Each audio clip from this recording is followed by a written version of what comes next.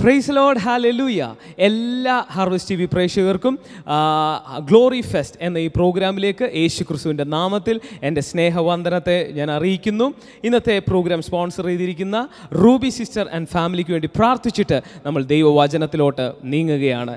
കർത്താവേ, ഞങ്ങളിപ്പോൾ തന്നെ പ്രിയ റൂബി സിസ്റ്ററിനെയും കുടുംബത്തെയും തിരുകരത്തിൽ ഏൽപ്പിച്ച് പ്രാർത്ഥിക്കുന്നു. ആ കുടുംബത്തെ നീ ബ്ലസ് ചെയ്തതിനായി നന്ദി പറയുന്നു.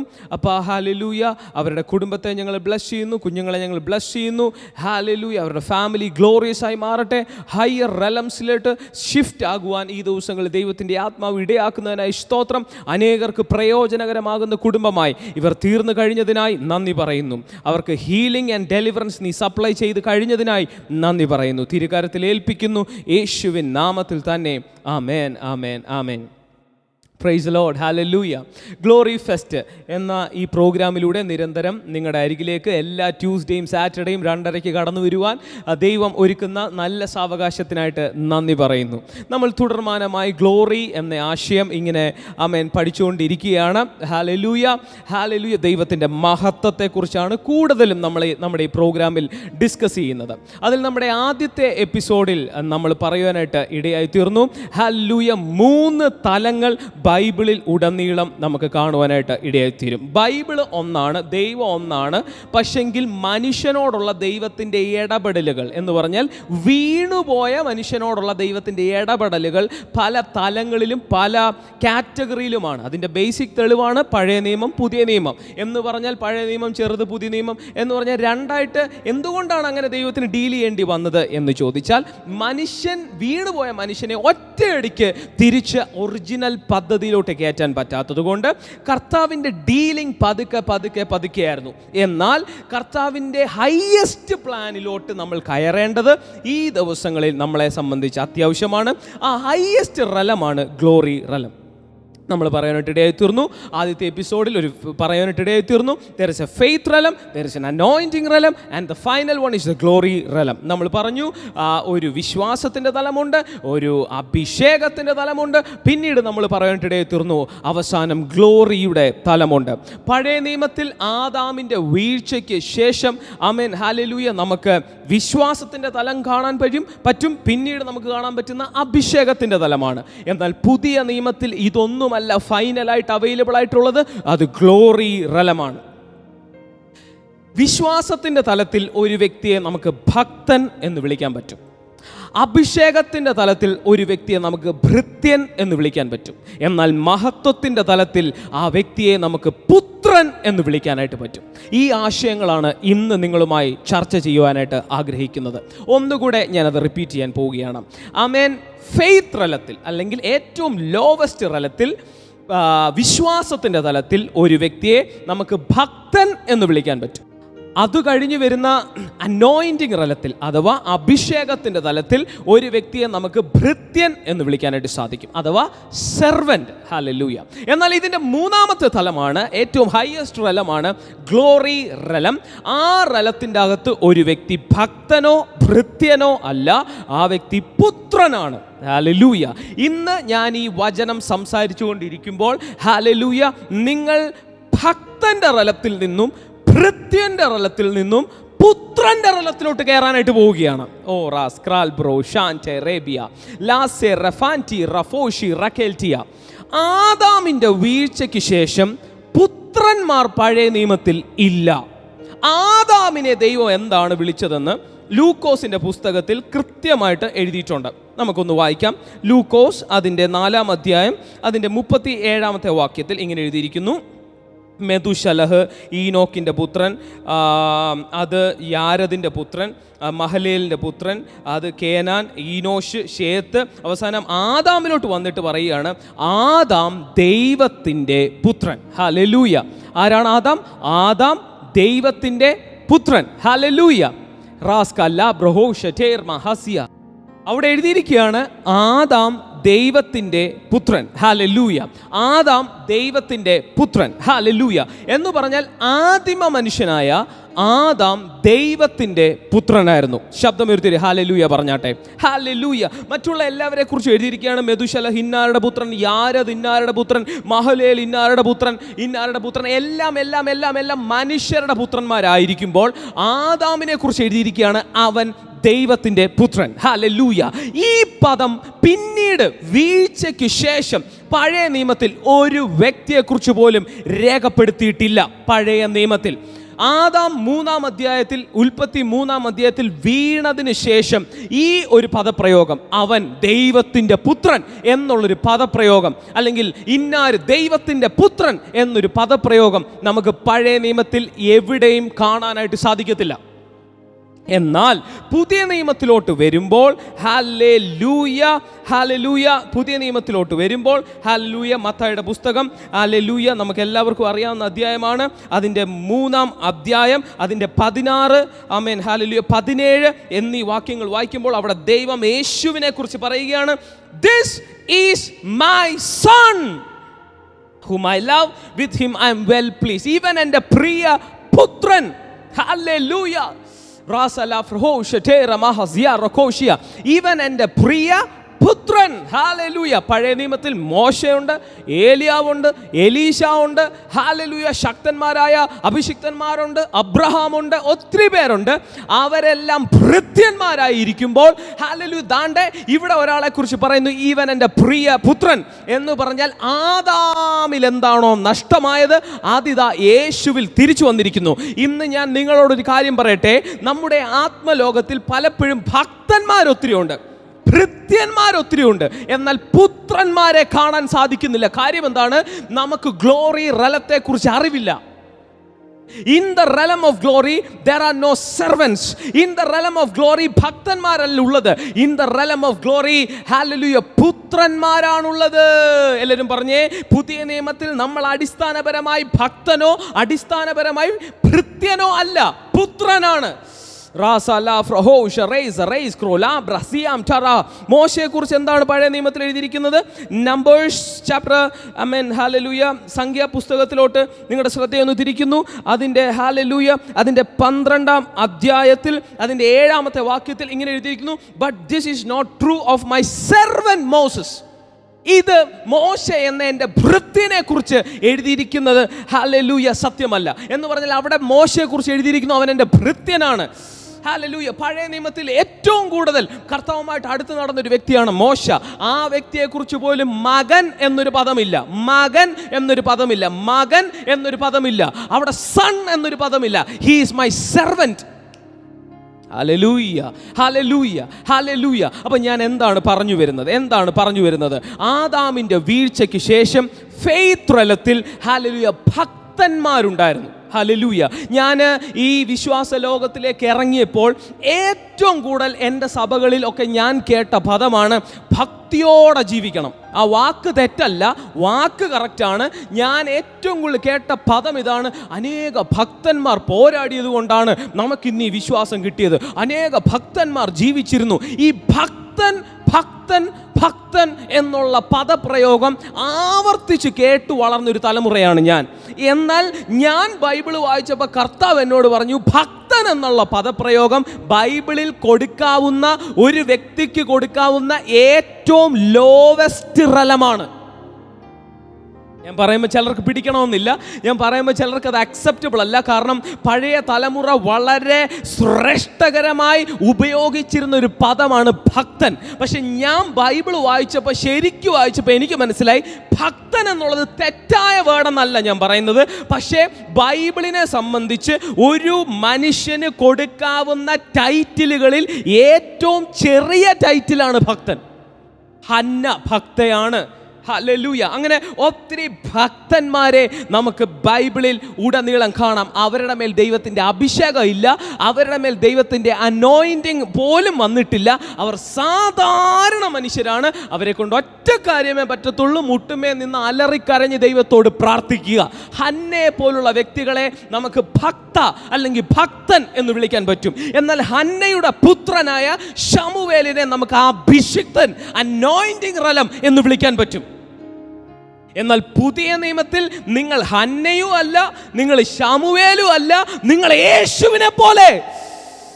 കാരണം നിങ്ങളെ ദൈവം വിളിച്ചിരിക്കുന്നത് ഭക്തനാകാനുമല്ല, മോശയുടെ കൂട്ട്, ശമൂവേലിന്റെ കൂട്ട്, ഏലിയാവിന്റെ കൂട്ട്, എലീശയുടെ കൂട്ട് ഭൃത്യനാകാനുമല്ല, സെർവന്റ് ആകാനുമല്ല, മറിച്ച് നിങ്ങളെ വിളിച്ചിരിക്കുന്നത് പുത്രനാകുവാനാണ്.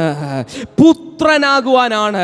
പുതിയ നിയമത്തിലെ ഏറ്റവും വലിയ കോളിംഗ് പുത്രനാകുവാനാണ്. അതുകൊണ്ടാണ് യോഹന്നാൻ 1:12-13 ഇങ്ങനെ എഴുതിയത്: അവനെ കൈക്കൊണ്ട് അവന്റെ നാമത്തിൽ വിശ്വസിക്കുന്ന ഏവർക്കും ദൈവ മക്കളാകുവാൻ അവൻ അധികാരം കൊടുത്തു.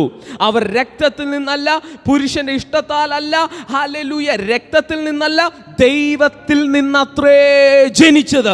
ഈ പദപ്രയോഗം മോശയെ കുറിച്ച് എഴുതിയതായിട്ട് എനിക്ക് അറിവില്ല. ഈ പദപ്രയോഗം അബ്രഹാമിനെ കുറിച്ച് എഴുതിയതായിട്ട് എനിക്ക് അറിവില്ല. ഈ പദപ്രയോഗം ശമൂവേലിനെ കുറിച്ച് എഴുതിയതായിട്ട് എനിക്ക് അറിവില്ല. ഈ പദപ്രയോഗങ്ങൾ എലീശായെ കുറിച്ച് എഴുതിയതായിട്ട് എനിക്ക് അറിവില്ല. ഇത് എഴുതിയിരിക്കുന്നത് പുതിയ നിയമത്തിലെ യേശുവിൻ്റെ രക്തത്താൽ വീണ്ടും ജനിച്ച എന്നെ കുറിച്ചും നിങ്ങളെ കുറിച്ചുമാണ്. എൻ്റെ കൂടെ നിങ്ങളുണ്ടോ? പലപ്പോഴും നമ്മൾ പഴയ നിയമത്തിലെ ഭക്തന്മാരെ വളരെ വലിയ തട്ടിലാണ് കാണുന്നത്, നമ്മളെക്കാൾ എത്രയോ വലിപ്പമുള്ളവരായിട്ടാണ് കാണുന്നത്. പക്ഷേ അത് വളരെ തെറ്റായ കാര്യമാണ്. കാരണം പുതിയ നിയമത്തിലെ ഞാൻ ബൈബിൾ പഠിച്ചപ്പോൾ എനിക്കൊരു കാര്യം മനസ്സിലായി. പുതിയ നിയമത്തിൽ വീണ്ടും ജനിച്ച എന്നെയും നിന്നെയും ദൈവം കണ്ടിരിക്കുന്നത് അവരെക്കാൾ എത്രയോ മുകളിലാണ്, എത്രയോ മുകളിലാണ്. Hallelujah, hallelujah. ഞാൻ ചില ഡിഫറൻസുകൾ കൂടെ പറയട്ടെ. ഈ 3 റലങ്ങളും തമ്മിൽ ഭക്തന് ദൈവത്തിൻ്റെ ഒരംശവും ഭക്തനിലില്ല. അവൻ മനുഷ്യൻ, അവൻ ദൈവത്തോട് അലറുന്നു, ഇത്രയേ ഉള്ളൂ ഭക്തൻ. എന്നാൽ അഭിഷേകത്തിൻ്റെ തലത്തിലുള്ളവന് ദൈവത്തിൻ്റെ ഒരംശം അഭിഷേകം ഉള്ളവന് ഉണ്ട്. ഒരംശം, ഒരു പങ്ക്, 2 പങ്ക് ദൈവത്തെ ഈ അഭിഷിക്തന് വഹിക്കാനായി പറ്റും. എന്നാൽ ഗ്ലോറി തലത്തിലുള്ളവൻ ദൈവത്തിൻ്റെ 1 പങ്കോ 2 പങ്കോ അല്ല വഹിക്കുന്നത്, ദൈവത്തെ മുഴുവനായി വഹിക്കുകയാണ്. അതുകൊണ്ടാണ് എഫേസ്യ ലേഖനം 3-ാം അധ്യായം പറഞ്ഞത്, you are carrying the fullness of God. You are carrying the fullness of God. നീ ദൈവത്തിന്റെ സർവ്വ സമ്പൂർണതയോളം നിറഞ്ഞു വരിക. ഈ പദം എലീശയെ കുറിച്ചില്ല, ഈ പദം മോശയെ കുറിച്ചില്ല, ഈ പദം ഏലിയാവിനെ കുറിച്ചില്ല. അവർ ദൈവത്തിൻ്റെ 1 പങ്കിനെ വഹിച്ചവരാ. എന്നാൽ ഞാനും നീയും മകനായതുകൊണ്ട്, മകളായതുകൊണ്ട് എൻ്റെ ദൈവത്തിൻ്റെ സർവ്വ സമ്പൂർണതയും വഹിക്കാൻ കപ്പബിളാണ്, കേപ്പബിളാണ്. നമ്മുടെ സ്പിരിറ്റ് റലം അവനെ പോലെയാണ്. ഞാൻ പറഞ്ഞല്ലോ, ആദാം ദൈവത്തിൻ്റെ മകനായിരുന്നു. അതിനുശേഷം ആദ്യമായി ആ വിളിപ്പേര് കേട്ടത് എൻ്റെ യേശുവാണ്. അതിനുശേഷം യേശു പറഞ്ഞു, നിങ്ങൾ ഓരോരുത്തരും പുത്രന്മാർ. എൻ്റെ ആദാമിനെ കുറിച്ച് അവിടെ എഴുതിയിരിക്കുകയാണ്, ദൈവത്തിൻ്റെ അതേ സാദൃശ്യം, അതേ സ്വരൂപം, അതാണ് മകൻ. എല്ലാവരും പറഞ്ഞേ, മകൻ എന്ന് പറഞ്ഞാൽ അതേ സാദൃശ്യം, അതേ സ്വരൂപം. Hallelujah, hallelujah. നിങ്ങളെ ദൈവം വിളിച്ചിരിക്കുന്നത് മകനായിട്ടാ. പുതിയ നിയമത്തിലെ ഹയ്യസ്റ്റ് കോളിംഗ് സെർവൻ്റ് അല്ല, ശരിയാ. ഒരു മകൻ ദൈവത്തെ സെർവ് ചെയ്യും, ശരിയാ. പക്ഷേ സ്റ്റിൽ നിന്റെ ഹയ്യസ്റ്റ് കോളിംഗ് സെർവൻ്റ് അല്ല, മകനാണ്. In the realm of glory, മഹത്വത്തിൻ്റെ തലത്തിൽ നിങ്ങൾ മനസ്സിലാക്കിക്കോണം, നിങ്ങളെ ആദ്യം അഭിസംബോധന ചെയ്യേണ്ടത് അപ്പോസ്റ്റിൽ എന്നല്ല, ശരിയാ. ഞാനൊരു അപ്പോസ്റ്റിലായിരിക്കാം, ശരിയാ, ഞാനൊരു പ്രൊഫറ്റ് ആയിരിക്കാം. അതൊക്കെ എൻ്റെ ദൗത്യവുമായി ബന്ധപ്പെട്ട ടൈറ്റിലുകളാണ്. ഒന്നുകൂടെ ശ്രദ്ധിക്കണം, അതൊക്കെ എൻ്റെ ദൗത്യവുമായി ബന്ധപ്പെട്ട ടൈറ്റിലുകളാണ്. പൗലോസിനെ കുറിച്ച് പറയുകയാണ്, Paul servant of Lord Jesus Christ എന്ന് എഴുതിയിട്ടുണ്ട്. റോമാലേഖനം 1 എഴുതിയിട്ടുണ്ട്. പൗലോസ് ദൈവത്തിൻ്റെ ദാസൻ, പൗലോസ് ദൈവത്തിൻ്റെ അപ്പോസ്തലൻ എന്ന് എഴുതിയിട്ടുണ്ട്. പക്ഷേ ഒന്നാമത്തെ ടൈറ്റിൽ അതല്ല. ഒന്നാമത്തെ ടൈറ്റിൽ അപ്പോസ്തലനല്ല. ഒന്നാമത്തെ ടൈറ്റിൽ ദൈവത്തിൻ്റെ ഭൃത്യൻ, ദാസൻ എന്നതല്ല. ഒന്നാമത്തെ പുതിയ നിയമത്തിൻ്റെ ടൈറ്റിൽ പുത്രൻ.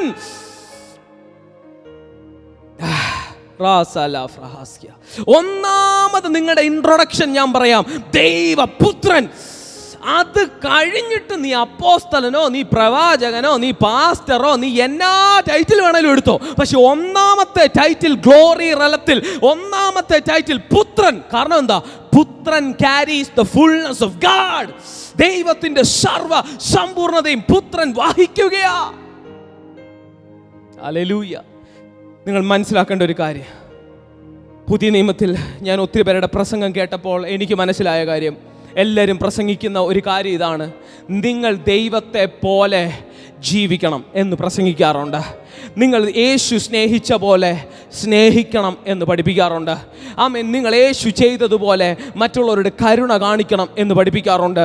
യേശു ചെയ്തതുപോലെ ഒക്കെ നിങ്ങൾ ചെയ്യണമെന്ന് ആമേൻ പഠിപ്പിക്കാറുണ്ട്. ദൈവത്തെ പോലെ നടക്കണം എന്നൊക്കെ പഠിപ്പിക്കാറുണ്ട്. പക്ഷെ നിങ്ങൾ ഇന്നൊരു കാര്യം മനസ്സിലാക്കിക്കോണം: നിങ്ങളിൽ ദൈവത്തിൻ്റെ DNA വന്നിട്ട് നിങ്ങൾ പുത്രനായി എന്ന് മനസ്സിലാക്കാതെ ഒരിക്കലും നിങ്ങൾക്ക് ദൈവാനുരൂപമായി ചലിക്കുവാൻ സാധിക്കത്തില്ല. ഹല്ലേലൂയ. നമ്മുടെ സഭകളിൽ അല്ലെങ്കിൽ ഞാൻ കേട്ടു വളർന്നിടത്ത് ഇങ്ങനെയാണ് പറഞ്ഞിരിക്കുന്നത്: നിങ്ങളൊരു ഭക്തനാണ്, പക്ഷെ നീ ആരെ പോലെ നടക്കണം? ദൈവത്തെ പോലെ നടക്കണം. 1 പത്രോസ് 1:15 പറയും, നീ ദൈവത്തെ പോലെ വിശുദ്ധനാകണം. ഹല്ലേലൂയ. യോഹന്നാൻ 13 പറയും, അവൻ നീ യേശു സ്നേഹിച്ച പോലെ സ്നേഹിക്കണം. അവൻ എഫേസ്യ ലേഖനം 5:1 നമുക്കൊന്ന് വായിക്കാം. എഫേസ്യ ലേഖനം 5:1 നിന്ന് നമ്മൾ കേൾക്കാറുണ്ട്, ഹല്ലേലൂയ, ദൈവത്തെ ആമേൻ ആകയാൽ പ്രിയ മക്കൾ എന്ന പോലെ ദൈവത്തെ അനുകരിപ്പീൻ. ഹല്ലേലൂയ. എന്താ ചെയ്യണ്ടേ? ദൈവത്തെ അനുകരിപ്പീൻ. എന്താ ചെയ്യണ്ടേ?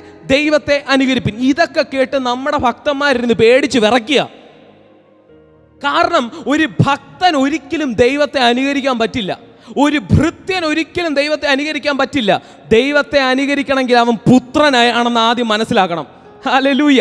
അതുകൊണ്ടാണ് എഫേസ്യ ലേഖനം, ഫിലിപ്പിയ ലേഖനം, കൊലോസ്യ ലേഖനം ഒക്കെ എഴുതുമ്പോൾ പൗലോസ് ആദ്യം പറയുന്നത് നീ ക്രിസ്തുവിൽ ആരാ എന്ന് പറഞ്ഞിട്ടാ പറയുന്നത് നീ ദൈവത്തെ അനുകരിപ്പീൻ. പക്ഷെ നമ്മുടെ സഭകളിൽ പലപ്പോഴും പഠിപ്പിക്കാതെ അറിയാതെ വിട്ടുപോയ വസ്തുത, നമ്മൾ ആരാണ് എന്ന് പറഞ്ഞു തരാതെ നമ്മളോട് പറഞ്ഞു നീ ദൈവത്തെ അനുകരിപ്പീൻ. ഓ, ദാറ്റ് ഈസ് വെരി ഡിഫിക്കൾട്ട്. എന്ന് പറഞ്ഞാൽ ഇത്രയേ ഉള്ളൂ കാര്യം. നമ്മൾ പൂച്ചയോട് പറയുകയാണ് നീ പട്ടി കുരയ്ക്കുന്ന പോലെ കുരയ്ക്കുവീൻ എന്ന് പറയുന്ന കൂട്ടേ ഉള്ളൂ. പൂച്ചയോട് നമ്മൾ പറയുകയാണ് ബൗ ബൗ കുരച്ചേ. പൂച്ചയെ 1000 വർഷം പഠിപ്പിച്ചാലും പട്ടി കുരയ്ക്കുന്ന പോലെ കുരയ്ക്കാൻ പറ്റില്ല. ഹല്ലേലൂയ. മനുഷ്യനെ 1000 വർഷം പഠിപ്പിച്ചാലും, ഭക്തനെ 1000 വർഷം പഠിപ്പിച്ചാലും, ആമേൻ, ഭൃത്യനെ 1000 വർഷം പഠിപ്പിച്ചാലും അവന് ദൈവത്തെ അനുകരിക്കാൻ പറ്റില്ല. പക്ഷെ പുത്രനാണെന്ന് പറഞ്ഞിട്ട് അവനോട് ദൈവത്തെ അനുകരിക്കാൻ പറഞ്ഞാൽ അവന് സാധിക്കും. പഴയ നിയമത്തിൽ ഭക്തന്മാരുണ്ട്, പഴയ നിയമത്തിൽ ഭൃത്യന്മാരും ഉണ്ട്, സെർവൻ്റ് ഉണ്ട്, അനോയിൻറ്റിംഗ് റലം. അവർക്കാർക്കും ദൈവത്തെ അനുകരിക്കാൻ പറ്റത്തില്ല. പക്ഷെ പുതിയ നിയമത്തിൽ എഫേസ്യ ലേഖനം 4:23 പറഞ്ഞു നിങ്ങൾ ദൈവാനുരൂപമാണ്. എഫേസ്യ ലേഖനം 1 പറഞ്ഞു നിങ്ങൾ ക്രിസ്തുവിനോടുകൂടി ഉയർത്തെഴുന്നേറ്റു, നിങ്ങളിപ്പോൾ ദൈവാനുരൂപമാണ്, നിങ്ങൾ സ്വർഗസ്ഥലത്തിലാണ് ഇരിക്കുന്നത്, നിങ്ങൾ വേറെ റലമാ, നിങ്ങൾ പുത്രനാ. ഹല്ലേലൂയ എന്ന് പറഞ്ഞിട്ട് 5-ാം അധ്യായത്തിൽ വന്നപ്പോൾ പൗലോസ് പറയുക, അങ്ങനാണേൽ ഇനി നീ ദൈവത്തെ അനുകരിക്കുക. Come on come on come on come on. ഇന്ന് നിങ്ങൾ ആരാണെന്ന് നിങ്ങൾ ആദ്യം തിരിച്ചറിയണം. കൃപയാൽ നിങ്ങളെ ദൈവം പുത്രനാക്കി. ആ പുത്രത്വത്തിൻ്റെ ബോധ്യത്തിൽ നിന്ന് തുടങ്ങുമ്പോഴാണ് നിന്നിൽ ദൈവാനുരൂപത വെളിപ്പെടുന്നത്. നീ പുത്രനായത് നിന്റെ കഴിവ് കൊണ്ടല്ല, കൃപയാലാണ്. By grace. ആ ഗ്രേസിനെ നീ തിരിച്ചറിഞ്ഞിട്ട് നീ സമ്മതിക്കണം, ഞാൻ ഇനി ഭക്തനോ ഭൃത്യനോ അല്ല. ശരിയാണ്, ഞാൻ ചിലപ്പോഴല്ല, ഞാൻ ദൈവത്തെ സേവിക്കുന്നുണ്ട്, ഒരു വശത്ത് ഞാൻ ദൈവത്തെ ഭക്തിയോടെ കാണുന്നുണ്ട്, അതൊക്കെ സത്യമാണ്. പക്ഷെ ഒന്നാമത്തെ കാര്യം, എൻ്റെ DNA മാറി. എൻ്റെ DNA, എൻ്റെ ആത്മമനുഷ്യൻ്റെ DNA മാറി. ഞാൻ പുത്രനായി.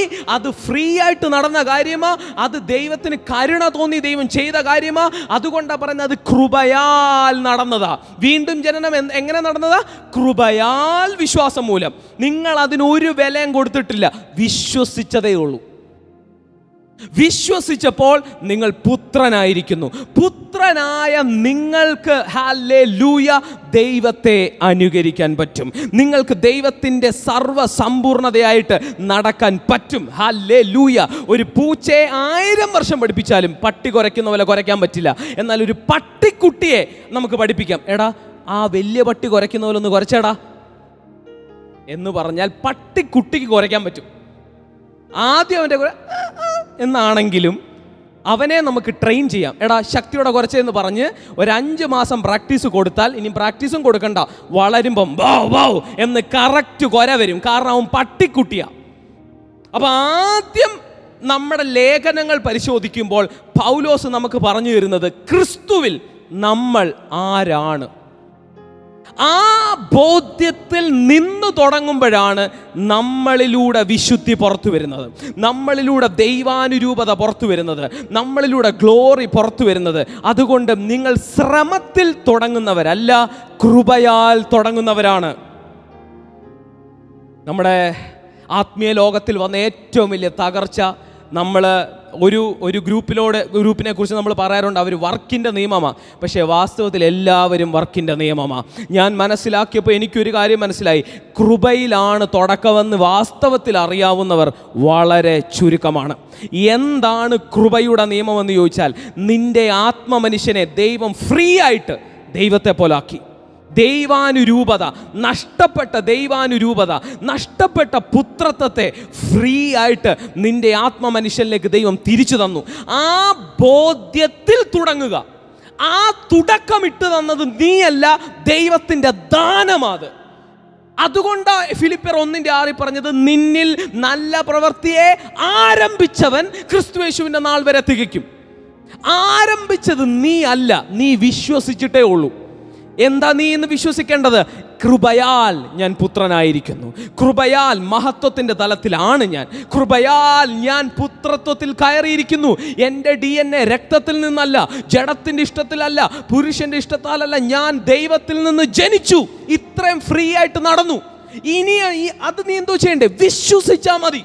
അത് വിശ്വസിക്കുമ്പോൾ നിന്നിൽ നിന്ന് പുത്രത്വം വെളിപ്പെടും, വിശുദ്ധി വെളിപ്പെടും.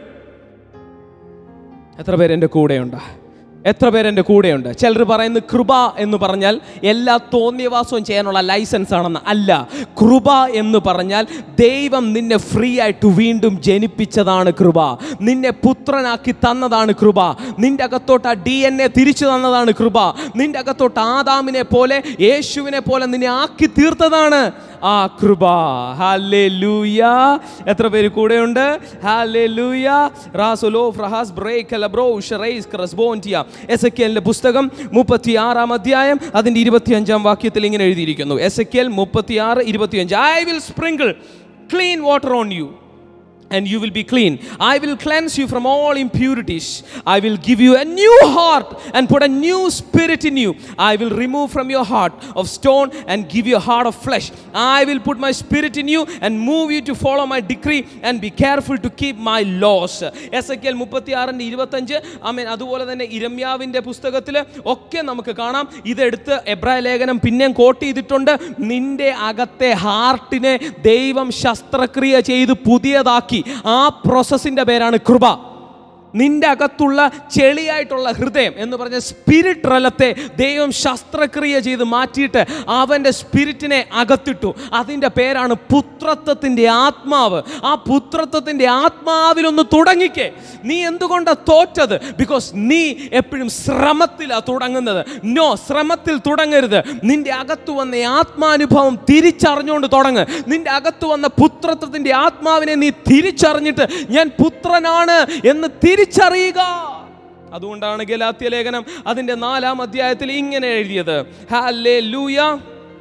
4-ാം അധ്യായം അതിൻ്റെ 6-ാമത്തെ വാക്യം, because you are his sons, God sent the spirit of his son into our hearts so that we call out Abba Father. ആമേൻ. നമ്മൾ പുത്രന്മാരായതുകൊണ്ട് ദൈവം തൻ്റെ പുത്രൻ്റെ ആത്മാവിനെ നമ്മുടെ അകത്ത് തന്നു. അതുകൊണ്ട് നമ്മൾ അബ്ബാ പിതാവേ എന്ന് വിളിക്കുന്നു. അടുത്ത വാക്യം, അതുകൊണ്ട് നിങ്ങൾ ഇനിയും ദാസന്മാരല്ല, ദൈവത്തിൻ്റെ മക്കളത്രേ, മക്കളെങ്കിലോ അവകാശികളത്രേ. ഇവിടെ കൃത്യമായിട്ട് എഴുതിയിരിക്കുവാണ്, ഇനിയും നിന്റെ ആത്മാവിൽ ഒരു ദാസ്യത്വത്തിൻ്റെ, ഭീരുത്വത്തിൻ്റെ, പഴയ നിയമത്തിലെ ഭൃത്യന്റെ ആമേൻ ആത്മാവല്ലുള്ളത്. നിന്റെ ആത്മമണ്ഡലം ആമേൻ പുത്രത്വത്തിൻ്റെതായി മാറിയിരിക്കുന്നു. നിന്റെ സ്പിരിറ്റിൽ ദൈവാനുരൂപത തിരിച്ചു കടന്നു വന്നിരിക്കുന്നു. നിന്റെ സ്പിരിറ്റിൽ ദൈവത്തിൻ്റെ സാദൃശ്യവും സ്വരൂപവും തിരിച്ചു കടന്നു വന്നിരിക്കുന്നു. നിന്റെ സ്പിരിറ്റ് തലത്തിൽ ഹല്ലേലൂയ നീ യേശുവിനെ പോലെയാണ്, പുത്രന്റെ ആത്മാവിനെ. ആ ബോധ്യത്തിലൊന്ന് തുടങ്ങാവോ?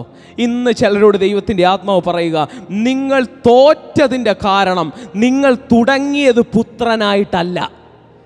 പലരും ചോദിക്കുക, ബ്രദറെ ഞാൻ ഒത്തിരി ശ്രമിച്ചു ബ്രദറെ ജയിക്കാൻ, പാപത്തെ ജയിക്കുവാൻ, രോഗത്തെ ജയിക്കുവാൻ, പലതിനെയും ജയിക്കുവാൻ, വചനം അനുസരിക്കാൻ എനിക്ക് കഴിയുന്നില്ല ബ്രദറെ.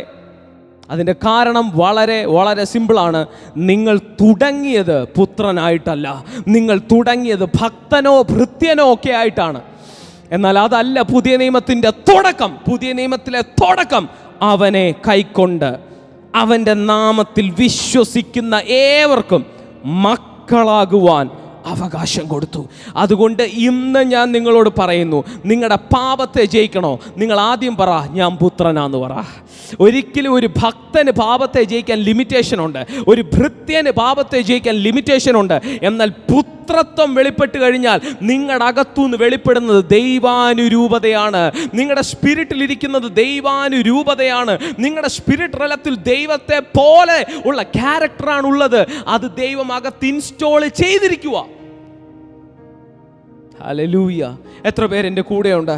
എത്ര പേർക്ക് ശക്തിയോടെ പറയാൻ പറ്റും, ഇന്ന് തൊട്ട് ഞാൻ പുത്രനായിട്ട് ജീവിക്കും? In the realm of glory നമ്മൾ ഭക്തനോ ഭൃത്യനോ അല്ല. ശരിയാണ്, ഭൃത്യൻ ചെയ്യേണ്ട പല കാര്യങ്ങളും നമ്മൾ ചെയ്യുന്നുണ്ടാകാം. ഹല്ലേലൂയ. അതിന് ഉദാഹരണമായിട്ട് ഞാൻ ഒരു കാര്യം പറയാം. ഒരു വീട്ടിലെ മോനോട് അപ്പന് പറയാം, മോനെ പാല് മേടിച്ചുകൊണ്ട് വന്നേ എന്ന് പറയാം, അല്ലേ?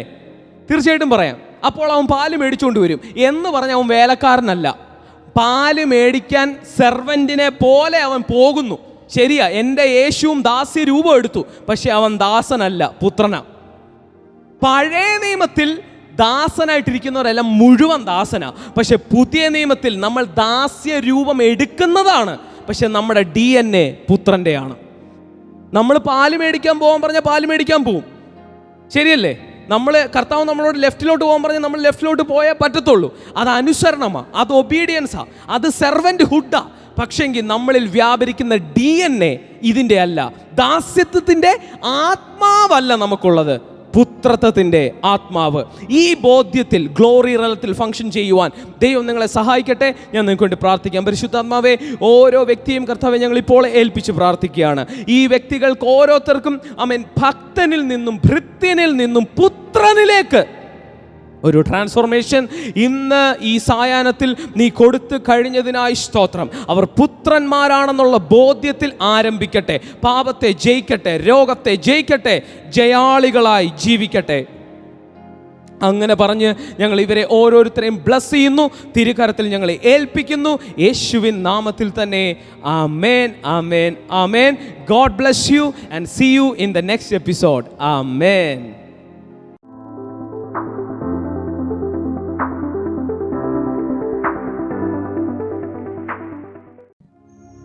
ജാക്സൺ ബ്രദറിന്റെ സൂം മീറ്റിംഗ് കഴിഞ്ഞ ദിവസം കേട്ടുകൊണ്ടിരിക്കുമ്പോൾ തന്നെ ഉണ്ടായ അനുഭവമാണ് പറയുന്നത്. എൻ്റെ ഈ വലത്തെ തോള് ഭയങ്കര വേദന, ഒരു 50 കിലോ വെയിറ്റ് ഇരിക്കുന്ന പോലെയാണ് ഞാൻ അനുഭവപ്പെട്ടിരിക്കുന്നത്. അത് വാഹനം ഓടിച്ചാലും വീട്ടിലിരുന്നാലും വെയിറ്റ് പോണ പോലെ ലോഡ് ഇവിടെ തോളത്തിരിക്കുകയാണ്, ഭയങ്കര പ്രയാസം. അപ്പൊ ബ്രദർ പറഞ്ഞു, നിങ്ങളുടെ ശരീരത്തിൽ എന്തെങ്കിലും ബുദ്ധിമുട്ടുണ്ടെങ്കിൽ കൈ വെച്ച് അങ്ങ് പ്രാർത്ഥിച്ചോളം പറഞ്ഞു പോയി. ഞാൻ കൈ വെച്ചു. അപ്പൊ തന്നെ ഒരു ഷോക്ക് അടിക്കുന്ന പോലെ അനുഭവം എനിക്ക്. ആ വേദന പെട്ടെന്ന് തന്നെ അത് പമ്പടം. ഞാൻ പിന്നെ അതിനുശേഷം ഓയിൽമെന്റ് ഒന്നും ഉപയോഗിച്ചില്ല. ഡെയിലി ഓയിൽമെന്റ് ഉപയോഗിക്കുന്ന ഒരു വ്യക്തിയാണ്. ആ ഓയിൽമെന്റ് എല്ലാം ഉപയോഗം നിർത്തി. കർത്താവിൽ നിന്ന് ഞാൻ അത്ഭുതം പ്രവർത്തിക്കണതാണ്. 5-6 വർഷങ്ങളായിട്ട് എന്നെ കൊണ്ട് ഒരു ജോലി ചെയ്യിപ്പിക്കില്ല. എപ്പോ നോക്കിയാലും ഈ കഴുത്തിനൊരു ഭാരം, നടക്കുമ്പോൾ വെയിറ്റ് പോണ പോലെ ഒരു അനുഭവമാണ്. വാഹനം ഓടിക്കാൻ പറ്റുന്നില്ല, കാർ ഓടിക്കാൻ പറ്റുന്നില്ല, ഭയങ്കര ഈ പെയിൻ തോള്. അതാണ് എന്റെ അനുഭവം. അപ്പൊ ഞാനിങ്ങനെ തോളത്ത് വെച്ചു. പെട്ടെന്ന് ആ ഒരു അപ്പൊ തന്നെ ആ ബുദ്ധിമുട്ട്, ആ വേദന അപ്പൊ തന്നെ വിട്ടുപോയി. അതാണ് എനിക്കുണ്ടായ അനുഭവം.